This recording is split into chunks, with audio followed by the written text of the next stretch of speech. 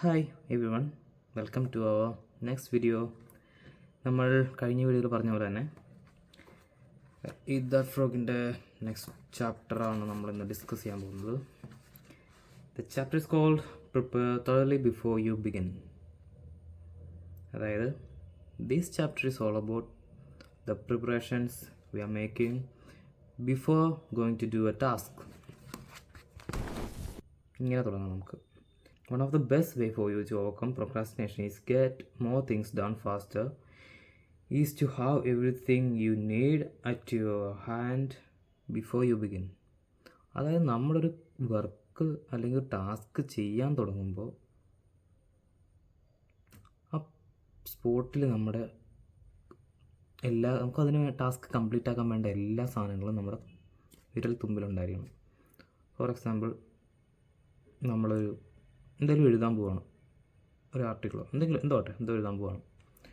നമ്മൾ എഴുതാൻ വേണ്ടി ടേബിളിൽ ഇങ്ങനെ ഇരുന്ന് കഴിയുമ്പോൾ എഴുതാനുള്ള പേപ്പർ, അഡീഷണൽ ഷീറ്റ് വേണമെങ്കിൽ അത്, പെന്ന്, കുടിക്കാനുള്ള വെള്ളം, ലൈറ്റിങ് എല്ലാം സെറ്റായിരിക്കണം. അങ്ങനെ സെറ്റാണെന്നുണ്ടെങ്കിൽ നമ്മൾ ആ കാര്യം പ്രൊക്രാസ്റ്റിനേറ്റ് ചെയ്യാനുള്ള സാധ്യത കുറയും.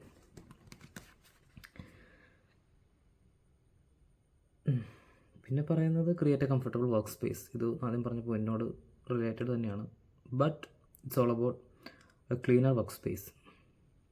നമ്മൾ എന്ത് വർക്ക് ചെയ്യാനാണെങ്കിൽ പോലും നമ്മൾ വർക്ക് ചെയ്യാനിരിക്കുന്ന സ്പേസ് മാക്സിമം ക്ലീനാക്കി വെക്കുക, നമുക്ക് കംഫർട്ടബിൾ ആക്കി വെക്കുക.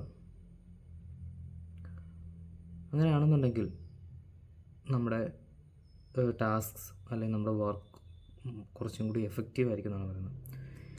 ഇതിൽ പറയുന്ന രീതിക്ക് വായിച്ചാൽ most productive people take the time to create work area where the enjoy spending time. അതായത് നമ്മൾ എന്ത് വർക്കാണെങ്കിലും ആ വർക്ക് സ്പേസിൽ നമുക്ക് ടൈം സ്പെൻഡ് ചെയ്യാനൊരു താല്പര്യം അല്ലെങ്കിൽ ഒരു ഇൻട്രസ്റ്റ് ഉണ്ടാവണം. നമ്മളത് എൻജോയ് ചെയ്യണം. ആ വർക്ക് സ്പേസ് നമ്മൾ എൻജോയ് ചെയ്യണം. അവിടെ ഇരുന്ന് വർക്ക് ചെയ്യാൻ നമ്മൾ എൻജോയ് ചെയ്യുന്നുണ്ടെങ്കിൽ നമ്മുടെ വർക്കും അത്ര പ്രൊഡക്റ്റീവ് ആയിരിക്കും, അല്ലെങ്കിൽ അത്ര എഫിഷ്യൻ്റ് ആയിരിക്കും. പിന്നെ പറയുന്ന കാര്യം, നമ്മൾ ഈ പ്രിപ്പറേഷൻ ചെയ്യുമ്പോൾ നമ്മളിപ്പോൾ എഴുതാനോ എന്ത് ടാസ്ക് ആയിക്കോട്ടെ ചെയ്യാൻ വേണ്ടിയിട്ട് നമ്മൾ ഫുള്ളി പ്രിപ്പയർഡ് ആയിട്ടിരിക്കുന്ന ഒരു സിറ്റുവേഷൻ ഉണ്ട്. ആ സിറ്റുവേഷൻ ഇദ്ദേഹം ഒരു എക്സാമ്പിൾ പറയുന്നുണ്ട്. അതായത് ഒരു ലോഡഡ് ആയിട്ടുള്ളൊരു ഗണ്ണിനോടോ അല്ലെങ്കിൽ ഒരു അമ്പയ്യാൻ നിൽക്കുന്ന ആർച്ചറിനോ ഉള്ള അത്ര പൊട്ടൻഷ്യലാണ് നമ്മൾ ഈ ഫുള്ളി പ്രിപ്പയർഡ് ആയിട്ടൊരു വർക്ക് ചെയ്യാനിരിക്കുമ്പോൾ ഉള്ളതെന്നാണ് ഇദ്ദേഹം ഉപമിക്കുന്നത്.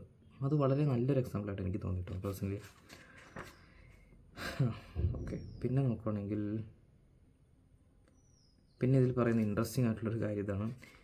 It is amazing how many books never get written, how many degrees never get completed, how many life changing tasks never get started because people fail to take the first step of preparing everything in advance. അതായത് വളരെ potential ആയിട്ടുള്ള പല കാര്യങ്ങളും നടക്കാതെ പോകുന്നത് ഇങ്ങനെയുള്ളൊരു preparation ചെയ്യാത്തതുകൊണ്ടോ ആ ഒരു ഫസ്റ്റ് സ്റ്റെപ്പ്, പ്രിപ്പറേഷന് വേണ്ടിയിട്ടുള്ള ഫസ്റ്റ് സ്റ്റെപ്പ് ചെയ്യാത്തത് കൊണ്ടാണ് നല്ല പൊട്ടൻഷ്യൽ ആയിട്ടുള്ള പല കാര്യങ്ങളും ഇതുവരെ നടക്കാത്തതെന്ന് ഇദ്ദേഹം പറയുന്നുണ്ട്. അതിലും കാര്യമുണ്ടെന്ന് എനിക്ക് തോന്നി.